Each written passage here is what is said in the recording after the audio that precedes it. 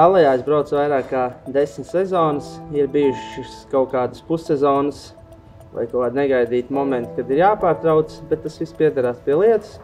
Un tad, kad būs pāri 50 gadiem, tad skaitīsim, cik mēs esam nobraukuši līdz tam. Savas braukšanas prasmes pirmās vai vispār sēdēšana pie stūres esmu aizsācis Raunā, no kurienes arī pats esmu. Kamēr brālis ar tēti un mammu bija Rīgā, tikmēr braucām pa mežiem. Tajā laikā tas bija mazliet viss tā vienkāršāk. Un droši vien arī pateicoties mūsu reģiona foršajiem ceļiem, tas arī kaut kā ir likumsakarīgi aizgājis, jo sanāk, tētis piedalījās sacensībās, bet tad tēta kolēģis Ilmārs noticēja man un deva iespēju sākt braukt rallijā. Tas pamazām soli pa solim ir izaudzis līdz šādam momentam. Viss šī sezona iesākās visnotaļ tā pēkšņi, jo no mūsu varianta labi, kad atcēla pirmo alūksni, jo uz to mēs nebūtu bijis iespējams startēt, bet tad, jā, labiem cilvēkiem satiekoties, viņi mūs pamudināja un radīja iespēju, un tad mēs jau ziemā aizvadījām 3 sacensības, kurās mums veicās visnotaļ labi. Vienās no tajām bija kaut kāds tur diezgan nesaprotams iemesls, kāpēc mūs izslēdza, bet tāds ir sports un tas ir normāli un to ir jāsmierinās. Un tagad vasaras sezonā ir diezgan padaudz rallija nobraukti.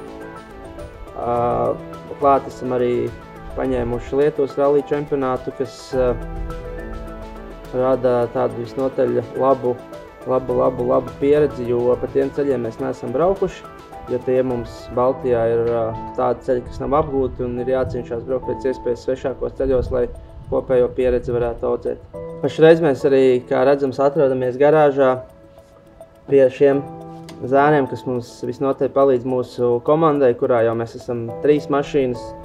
Mēs ar Dīdzi, Mārtiņš ar Hari un brālis ar Ralfiņu, Gunti un reizēm arī ar Raimi. Un ir forši, ka pašreiz ir viss izveidojies tā diezgan cieši, draudzīgi un ka viens otram mēs palīdzam un cenšamies visi iet uz vienu kopēju mērķi, lai finišā būtu pēc iespējas labāks rezultāts. Jā, nu pirms šīs sezonas pagājušajā mums bija 3 gadu pauze saistībā arī ar to, ka bija tas vīrus neizprotamais un visādas citas likses, un pagājušā gada Cēsu rallijas bija tāds targets, mērķis, uz kuru vai kā, bet bija jāsaņemās un jāsabūvē mašīna, jo pirms tam bija tā uz to ralliju, tad uz to.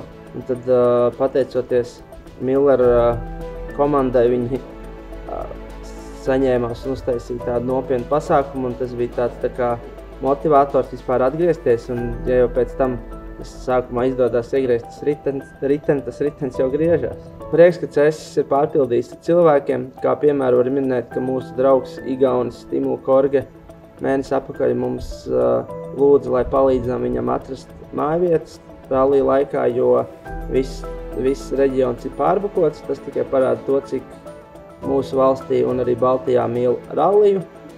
Un cerams, ka to arī spēs novērtēt Cēsu novada dome un turpmāk atbalstīs Cēsu rallija norasi mūsu reģionā. Paldies visiem rallija un autosporta faniem, kas mums dod to īpašo sajūtu braucot ātrumposmos, jo tas rada papildus motivāciju sagatavoties rallijam, lai jums būtu aizraujošas sacīkstes to vērot. Paldies jums! Tiekamies Cēsīs!